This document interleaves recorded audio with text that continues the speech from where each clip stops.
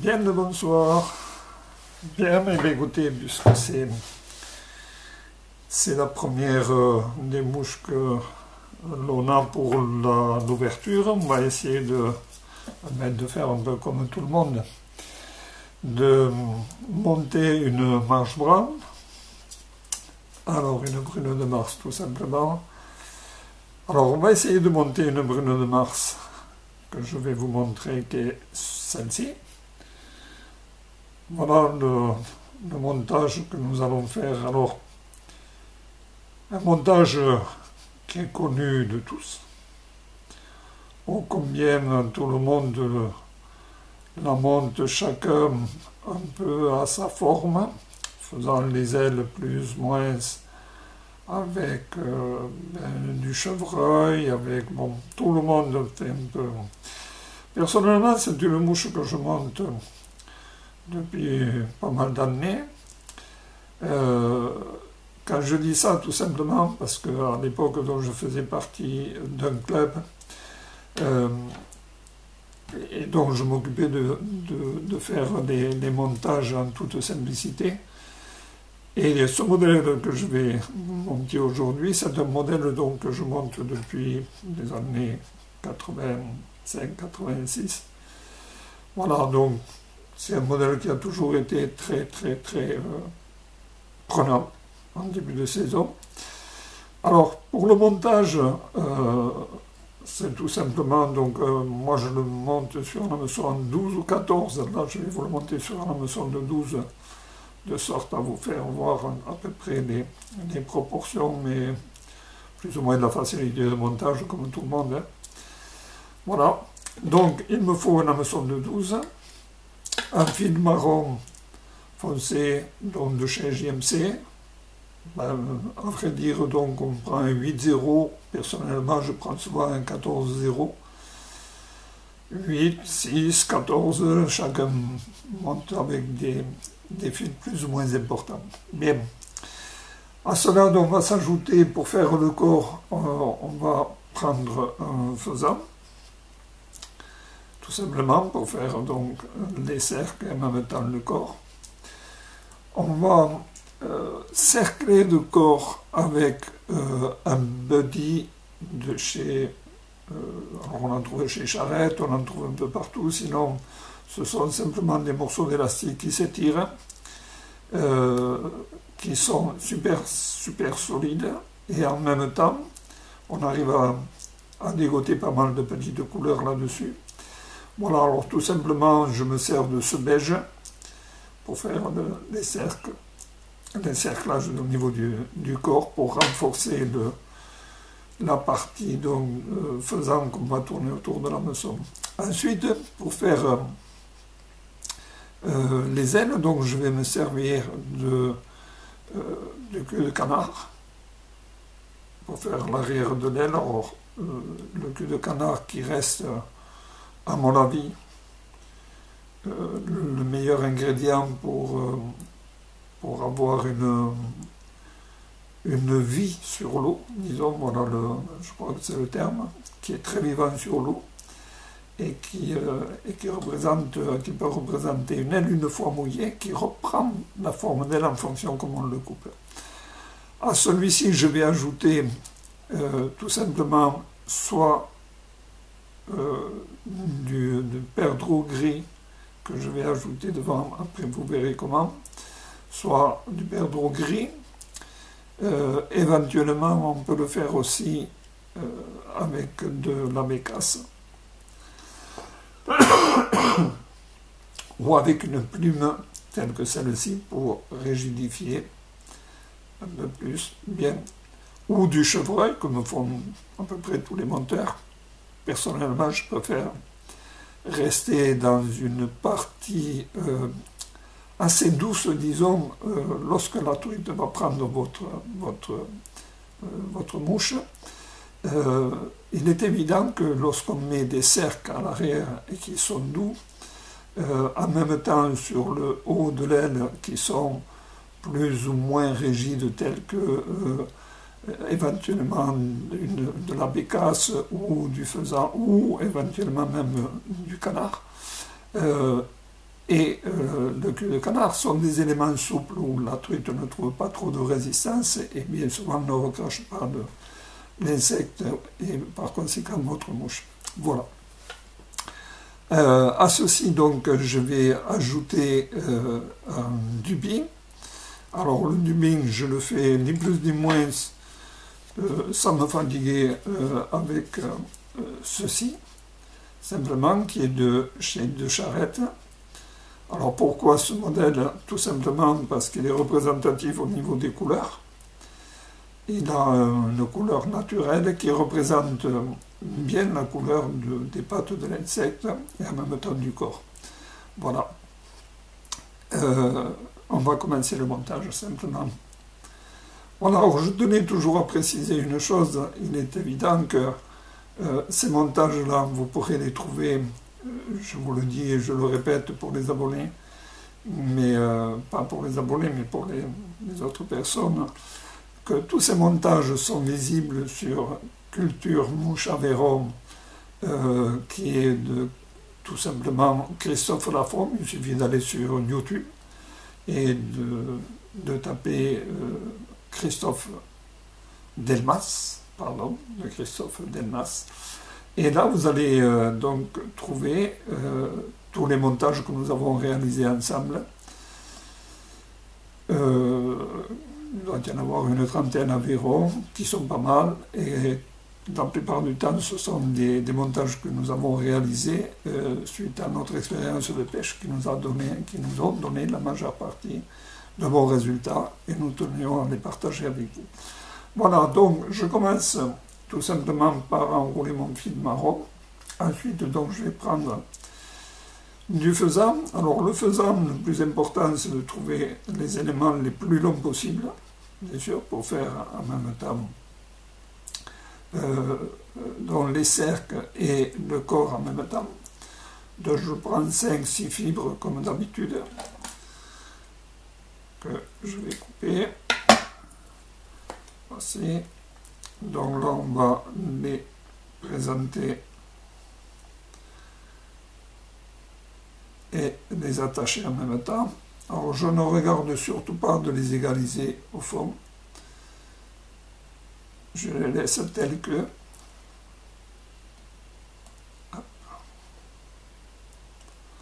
Voici. Donc j'essaye de trouver un équilibre. Alors pour moi l'équilibre dans cette mouche, étant donné que c'est un hameçon de 12, j'essaye de faire le même report du corps à l'arrière ici, ne serait-ce que pour avoir une flottaison plus ou moins importante, plus ou moins basse, en fonction de ce que nous faisons, soit une émergente, soit éventuellement une sèche. Voilà, donc plus ou moins long pour donner l'angle d'ensemble. Ensuite, donc, je vais attacher pour cercler le corps, pour renforcer en même temps le côté faisant. Voilà. Une fois que je l'ai attaché, ben, très simplement, hop, je relève mon faisant avec lequel je vais réaliser mon corps. Hop. Voilà. Et là, je vais essayer donc de faire, comme je le dis toujours, une partie conique de l'ensemble. Alors, il est évident qu'avec un fil un peu plus gros, ça irait mieux. C'est, comme je le dis souvent, c'est l'habitude de travailler avec des fils fins. Je trouve que c'est mieux, ça donne une autre finition, surtout quand on monte là aussi des perdigones tout autres. Et donc, voilà. Pas donner, on n'a pas besoin de donner un corps conique comme on donnerait sur un perdigone éventuellement, puisque après on va le cercler, il ne se voit pas beaucoup, mais ça donne quand même une forme. Pour moi, c'est l'essentiel et c'est ce qui compte le plus. Voilà. Une fois que j'ai attaché tout cet ensemble, je vais tourner tout simplement mon faisant. Voilà. Pour réaliser mon corps.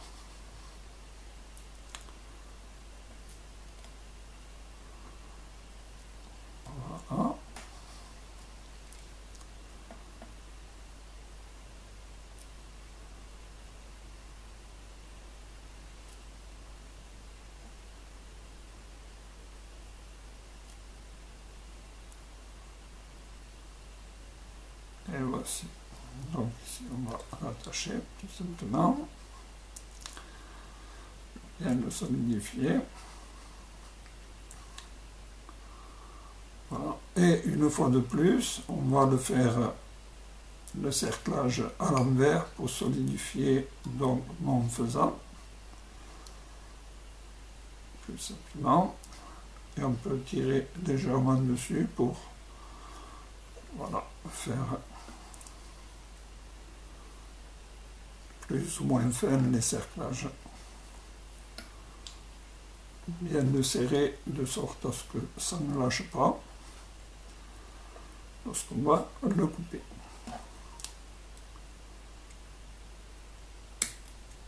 Voici.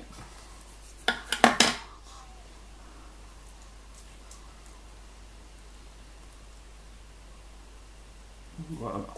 Ensuite, donc, on va revenir juste ici.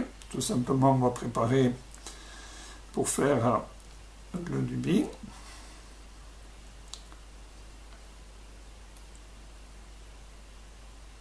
Assez. Hop. Voilà. Donc, on va préparer, mettre en attente pour faire le dubin. Voici.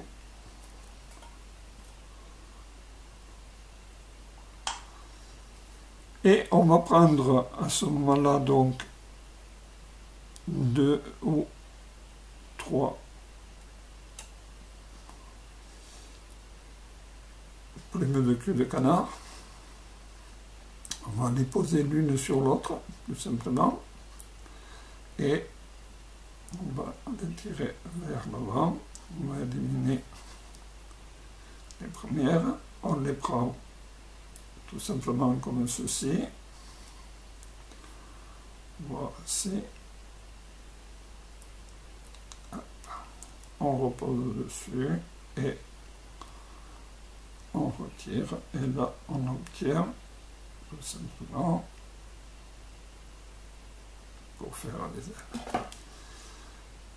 On coupe ceci, on les fixe.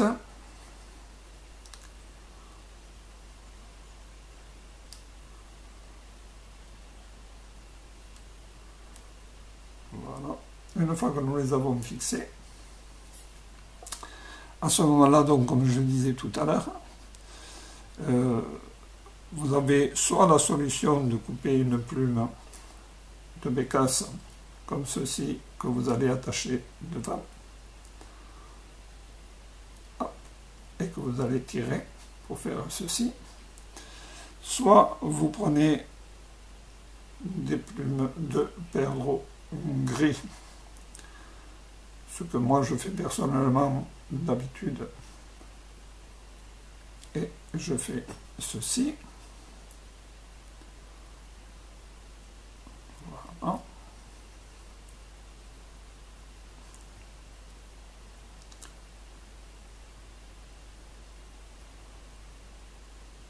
Voilà. Et à ce moment-là, donc ben, tout simplement, je vais les attacher juste devant, en faisant un tour, deux tours sans serrer. Et là, je vais les positionner avec mon ongle pour faire bien les répartir dans l'ensemble. Voilà, une fois que je les aurai bien répartis, il me semble être à peu près juste à ce moment-là, donc je vais serrer. Tout simplement. Et cela va me donner la couleur des ailes que je désire, plus ou moins claire, plus ou moins foncée. Ensuite, on va faire donc un dubin, comme je vous disais tout à l'heure, donc avec ceci, que j'ai pincé tout simplement, et je vais le mettre sur mon fil qui était en attente.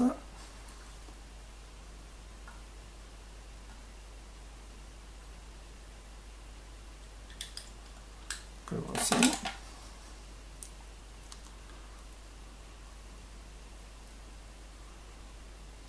Voici. Donc là, je vais le tourner. tout simplement. Voilà ce que cela fait. Et à ce moment-là, je vais rabattre tout simplement mon cul de canard et en même temps mon perdreau gris vers l'avant. Voici. Je vais passer juste devant. Je vais y passer une fois, tout simplement. Voilà. Et je vais finir par faire tout simplement mon aile. Mon aile, pardon, ma tête. Voilà.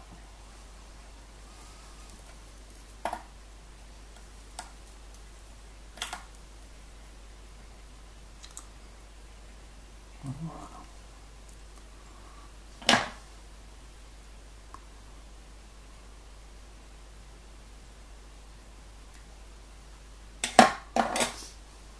Donc, là, je vais juste faire un petit nœud en attente. Ici, j'ai coupé un fil.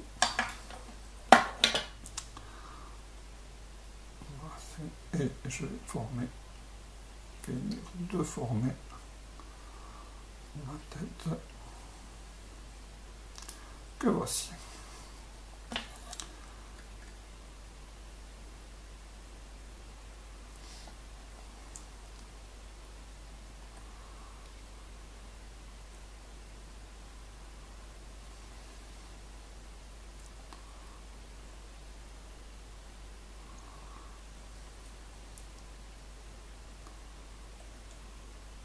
Voici une fois les attaches. Il suffit simplement de rabattre ceci. Donc ici on aligne le maximum.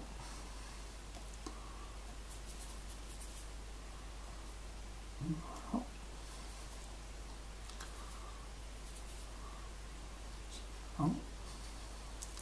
Et on va finir de faire, comme on dit, le coiffeur en coupant légèrement le biais.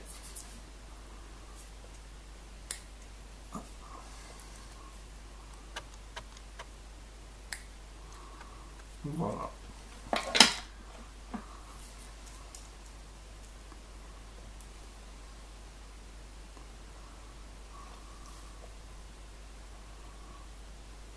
Voilà, tout simplement.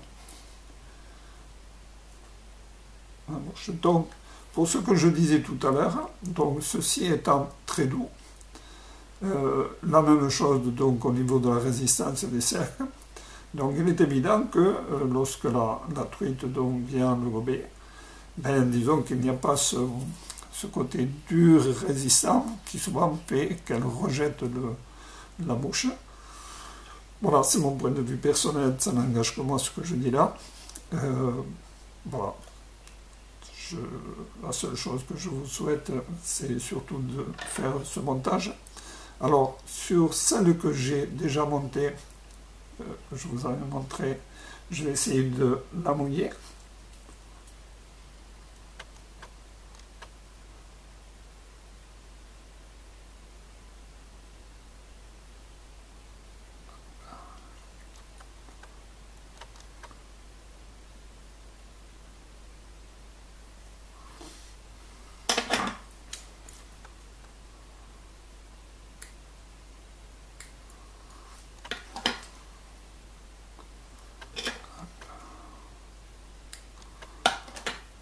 Voilà, tout simplement, si on venait à mouiller, voilà ce que cela donnerait, simplement comme image, grosso modo, qui serait pas mal sur l'eau et qui imiterait une aile à peu près parfaite. Et bien c'est la même chose qui est à donner à celle-ci. Voilà, je vous souhaite une bonne fin de soirée et un bon montage à vous. Bonne fin de soirée, au revoir.